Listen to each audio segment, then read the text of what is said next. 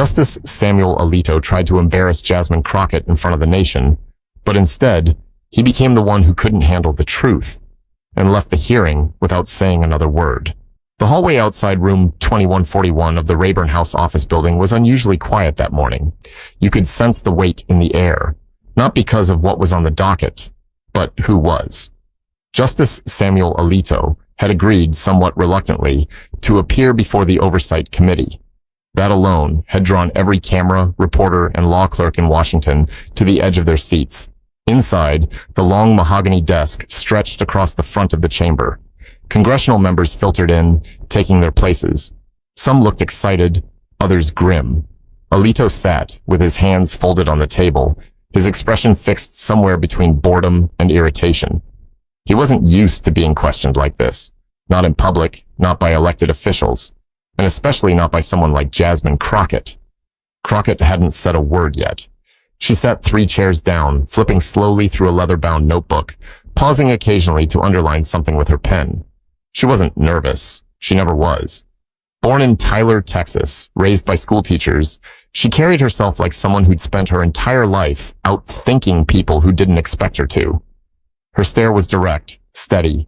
She didn't blink much, and when she did, it meant she'd already figured out her next 3 moves. Across the room, aides whispered to each other and passed notes. The chairman called the session to order. Cameras clicked into place. Alito gave the bare minimum of a nod. "We're here today," the chairman began, "to address growing concerns about judicial ethics and transparency. Justice Alito has agreed to take questions from members of this committee in the spirit of cooperation and constitutional responsibility."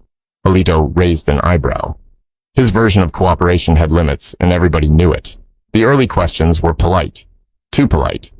Representatives asked about court procedure, financial disclosures, speaking engagements. Alito responded with short answers, dry legalese, and the occasional smirk. It was all going smoothly, until Jasmine's name was called. She adjusted her mic, straightened her papers, and spoke in a measured tone. "Justice Alito," she began, "you've spoken often about judicial restraint and neutrality. Yet in recent years, your decisions and your public comments have raised eyebrows among legal scholars and the American people alike. I'd like to walk through a few examples." Alito leaned back slightly, arms crossed. "Congresswoman Crockett," he said, his voice laced with condescension, "if this is going to be a lecture, I hope it's at least an original one." A few staffers chuckled nervously. Crockett didn't even look up.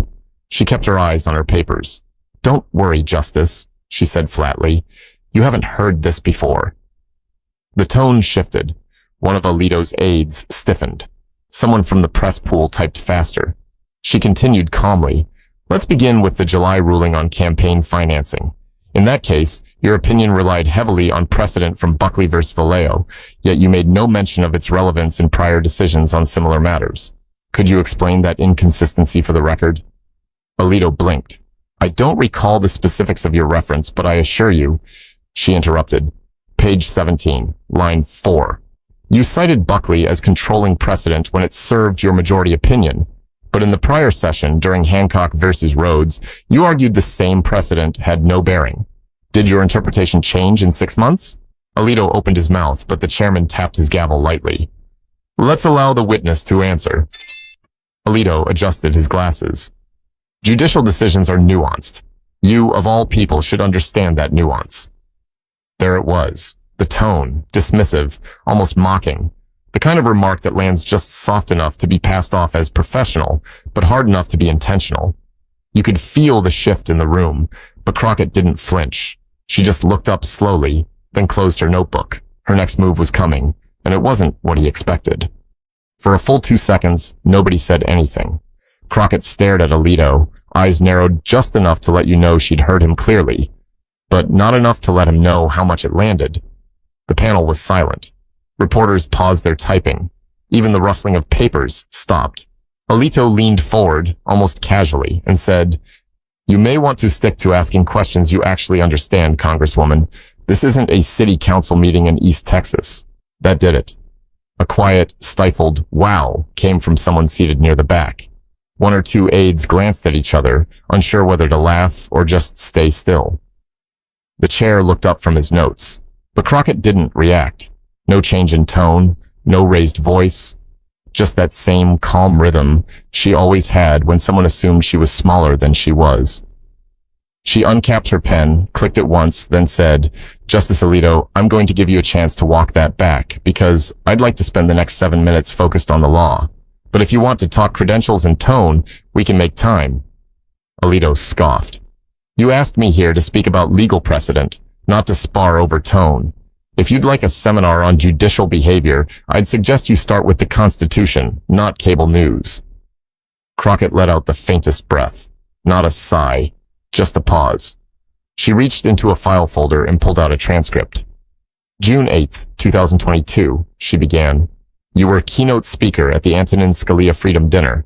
In your speech, you said, and I quote, 'This country is in trouble because elected officials don't understand the role of courts.'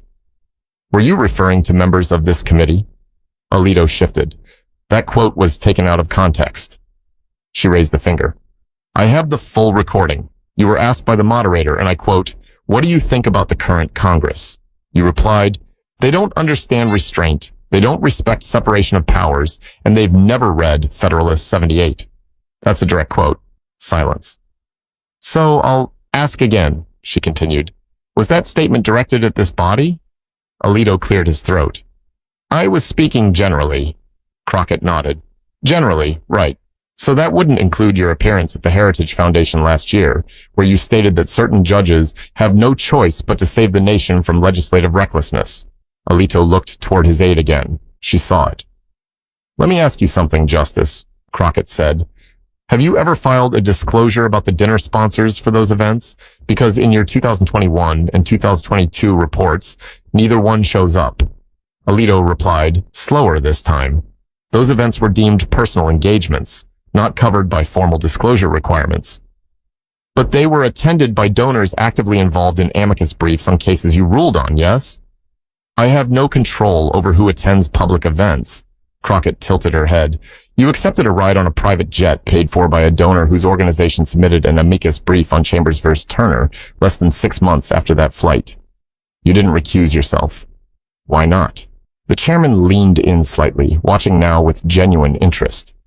Alito's voice was colder now, "Because there was no legal obligation to do so." "But there was an ethical one," Crockett shot back. That line landed harder than anything else had that morning. The silence wasn't awkward. It was heavy. No one knew whether to breathe or blink, the kind of silence that doesn't need volume to feel loud. Crockett continued without missing a beat. "You're a Supreme Court justice, sir.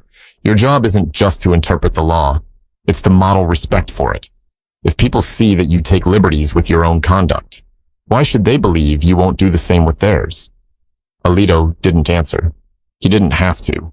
It was clear he'd underestimated her, and now he realized, too late, that this wasn't going to be the quiet, easy hearing he thought it was. But Crockett wasn't finished, because what she had next was even more personal, and it would be impossible for him to brush off. Crockett turned the page in her folder and glanced up, this time making direct eye contact with Alito. Her voice stayed calm, not a hint of emotion in it. No anger, no sarcasm, just precision. "I'd like to shift briefly," she said, "to Hastings v. Roe. That case involved a challenge to voting restrictions passed in Mississippi. You wrote the majority opinion. In it, you stated that the changes in voting policy had no measurable impact on voter access." Alito nodded slowly. "That's correct." Crockett leaned forward. "Were you aware that your opinion contradicted 2 lower court rulings and directly dismissed evidence presented by the Brennan Center showing a 14% decrease in early voting access among black voters in that district?" Alito opened his mouth, but she kept going. "Because here's the issue, Justice. When you say there's no measurable impact, but experts are giving you measurable numbers, it makes people wonder, are you ignoring the evidence or just the people it affects?" Alito shifted again. His silence spoke louder than any denial. "And it's not just that case," Crockett said. "It's a pattern. Bennett v. Texas, Klein v. Dobbs, Reed v. Jones. In each one, your opinion either minimized the role of race or omitted it entirely, despite the plaintiffs raising it directly." The air felt still. The committee members leaned in, pens down, eyes on her. "You see, Justice Alito," she continued, I've read your writing. I've read your dissents, your speeches, even your footnotes, and there's a thread that runs through them. You don't just interpret the law, you steer it, subtly, but consistently, away from accountability. Alito responded finally, his voice steady but defensive. Congresswoman, the Constitution requires impartiality, not political pandering. Crockett didn't blink. And yet, you've accepted gifts, travel, and speaking invitations from groups that fund political campaigns, groups that conveniently show up in courtrooms as amici in cases you rule on. She paused. You say you're impartial, but your rulings suggest otherwise. And more importantly, your behavior, off the bench, puts your impartiality into question. She pulled out a thick envelope and slid it forward on the desk. This is a summary of your travel records, compiled from publicly available flight logs and matched with campaign finance disclosures. Dozens of connections, none of them reported, not once. Alito's jaw tightened. Those allegations have been raised before, and they have no bearing on the legal questions before the court. Crockett shook her head. See, that's where you and I differ. Because to most Americans, a justice taking a private jet to a fishing trip hosted by a billionaire with cases pending before the court, that does matter. It might not to you, but it does to them. She turned, speaking now more to the room than to him. To every person who's waited months for a hearing, to every kid whose future depends on a ruling, to every single citizen who can't afford a lawyer, let alone a lobbyist, this matters. Because if the highest court in the land isn't accountable, then the law becomes a weapon for the few, not a shield for the many. That line hit different. No one made a sound. Not Alito. Not the press. Not even the members seated on his side of the aisle. Alito finally said, Congresswoman Crockett, I'm here as a courtesy, but I won't stand for political grandstanding masquerading as legal critique. Her response was quiet. You're not standing, Justice. You're sitting. And right now, you're sitting in front of a country that's watching how you respond to simple, reasonable questions about fairness. She didn't raise her voice. She didn't need to. But the next document in her folder wasn't public, and what it revealed would put Alito in a position he couldn't dodge. Not this time. Crockett gently opened a blue folder marked Confidential, redacted for committee use. Her tone never changed. I have in my hand, she said, a memo submitted by your office to the Judicial Conference in 2021. This wasn't public. It wasn't part of the standard docket.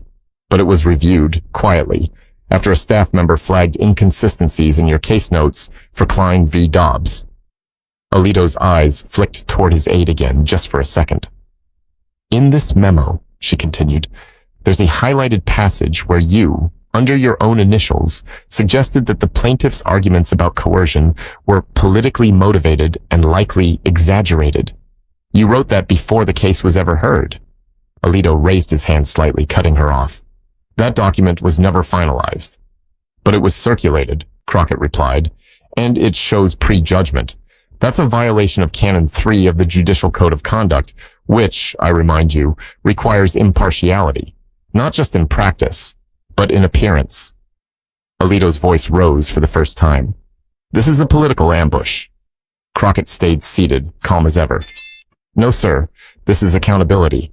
She held up a printed email. And here's an internal message from your former clerk, confirming the memo was reviewed by at least 3 other chambers before oral arguments began. The room shifted. Even committee members who had stayed neutral now leaned forward, visibly uncomfortable. Alito's face reddened slightly. Clerks discuss theories all the time. That doesn't equate to bias. Crockett's voice dropped slightly. It does when the memo includes language about the political affiliations of plaintiffs. It does when your private notes label one of the attorneys as a well-known activist masquerading as counsel. Gasps. This time, real ones. A camera shutter clicked twice. Alito opened his mouth but stopped. Then almost defiantly he said, You've clearly done your homework. But I'm not obligated to respond to cherry-picked phrases from internal deliberations. She tilted her head. So you don't deny writing it? He didn't answer. Crockett leaned back, folded her arms, and looked around the room. I want this entered into the record, she said to the chair. The memo, the email chain, the timeline of your public statements in relation to private events. Because this is no longer just about opinions. This is about conduct. The chair nodded slowly. So ordered. Crockett turned back to Alito. Let me ask you something, Justice. Do you believe that trust in the Supreme Court is stronger today than it was 5 years ago? Alito hesitated. That's not for me to decide. But you contribute to it, she said. Every action, every decision, every donor-funded dinner, every silent refusal to recuse, every comment that implies some Americans matter more than others. She leaned forward, her tone sharp now. Do you really believe you've upheld the standard that the robe demands? He didn't answer, not directly. Instead, he shifted in his seat and reached for a glass of water. His hands weren't quite steady. I'm not going to sit here, he said quietly, and be accused of corruption. No one said corruption, Crockett replied. But if you're hearing it anyway, maybe ask yourself why. That line landed like a brick. The silence this time was more than just shock. It was realization. Alito had no more room to maneuver, and everyone watching knew it. But Crockett wasn't after headlines. Her next move was something personal, something that would leave even her toughest critics nodding in respect. Crockett let the silence linger just long enough, then slowly she opened the last section of her binder. There were no footnotes, no legal citations, no charts or timelines. Just a single photo, laminated and clipped to a sheet of paper. This, she said, holding it up, is my father. His name was Bernard Crockett. He served as a district judge in Smith County for almost 20 years. She didn't wait for a response. Her voice was steady, but something had shifted. Not rehearsed, not scripted, just honest. He worked 5 days a week and every other Saturday. He wore the same suit until the seams gave out. You know what he used to say to me before every school exam? She looked directly at Alito. You don't have to be louder, you just have to be ready. Alito blinked slowly. He didn't speak. My father spent his entire life believing in this system, she said. He believed it could protect the vulnerable and punish the reckless. But toward the end of his career, he admitted something to me. He said, it's not the law that's broken, Jazz. It's the people trusted to keep it honest. Her hand was still on the photo. That was the day I decided to run. You could hear a cough in the distance. A pen dropped. No one picked it up. You sit on the highest court in this country, Crockett said, and yet you act like answering to the people is beneath you. Like ethics are optional. Like your legacy is something owed, not earned. Alito's mouth opened slightly, but this time there was no rebuttal, just a faint, shaky inhale. She pulled another document from her folder. This is a copy of your June 2023 itinerary. It shows you attended a private dinner hosted by donors from the American Freedom Coalition the night before the court announced its decision on Bennett v. Texas, a case those same donors had invested in through amicus briefs. Alito turned to his aide again, but she didn't meet his eyes. You wrote the majority opinion the very next morning, Crockett continued. No disclosure, no recusal, just business as usual. Alito exhaled through his nose, but his expression gave it away. He looked tired, not angry, not insulted, just worn. I'd like to remind you, Crockett added, that public trust in the Supreme Court is currently at its lowest level since Gallup began polling, and every unanswered question chips away at what's left. Alito reached for his microphone, but then he stopped. His hand hovered there for a beat, two, and then he let it fall. I'm going to request a brief recess, he said quietly. The chair raised an eyebrow. Justice Alito, you still have time remaining for responses. I understand, Alito said, but I won't continue under these conditions. He stood up slowly. His papers remained untouched. He didn't look at Crockett as he walked past. He didn't say another word. He left the chamber the way a man does when he's not running, but no longer standing tall. The door shut behind him with a dull click. No one moved. Then the chair leaned into his mic. We'll take a 10-minute recess. Crockett sat back, closed her folder, and didn't smile. Not even a flicker. She hadn't yelled. She hadn't humiliated him. She didn't need to. She came with facts, with questions, with proof. And she asked them the way justice should be asked, calmly, directly, and without apology. But the world outside that room was already buzzing, and the fallout had only just begun. The hallway outside the chamber was a wall of microphones. Reporters jostled for position, trying to get a clear shot of the door where Justice Alito had exited just minutes earlier, but he didn't return. Not after 10 minutes. Not after 20. Inside the room, the committee members were still seated, some exchanging hushed words, others just staring at their notes like they were seeing them for the first time. No one expected it to go like that, not even Crockett. She sat quietly, flipping back through her binder, as if the whole thing hadn't just happened. Representative Mark Ellison, seated 2 chairs to her left, leaned in and whispered, "He's not coming back." Crockett didn't look up. Didn't think he would. Outside, news anchors were already live streaming reactions. Justice Samuel Alito abruptly left today's oversight hearing after a tense exchange with Representative Jasmine Crockett. The Texas Congresswoman pressed him on financial disclosures and judicial ethics, referencing unreleased memos and travel records. Alito's silence spoke volumes. Within the hour, the story was trending on every major platform. Some were calling it a takedown, others a masterclass in restraint. But the truth was simpler. People had just watched something they weren't used to.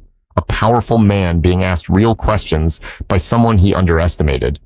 A clip circulated within minutes. Crockett's line, "You're not standing, Justice. You're sitting." It was being replayed across television panels and phone screens, dissected like it was the closing argument of a national trial. Back in the room, the chairman reconvened the hearing without Alito. "We'll proceed with the remaining agenda," he said, glancing toward Crockett. "Congresswoman, thank you for your preparation." She nodded once, closed her binder, and finally allowed herself a small breath. Later that evening, outside the Capitol, a small group of reporters caught her on her way to the car. "Congresswoman Crockett, did you expect him to leave?"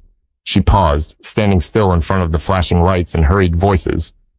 "I expected him to answer," she said. "Do you think he'll face consequences?" "That's not up to me," she replied, "but the American people are watching, and sometimes that's enough to start change." Back in her office, the emails poured in. Hundreds by the hour, some angry, some grateful, but most of them surprised.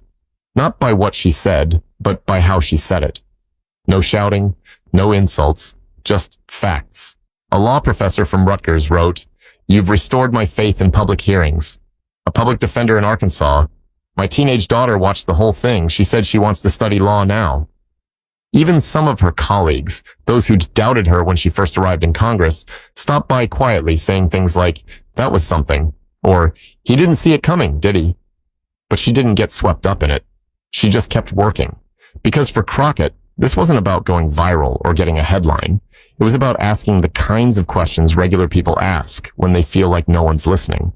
Questions about fairness, about trust, about whether the rules apply to everyone, or just the rest of us.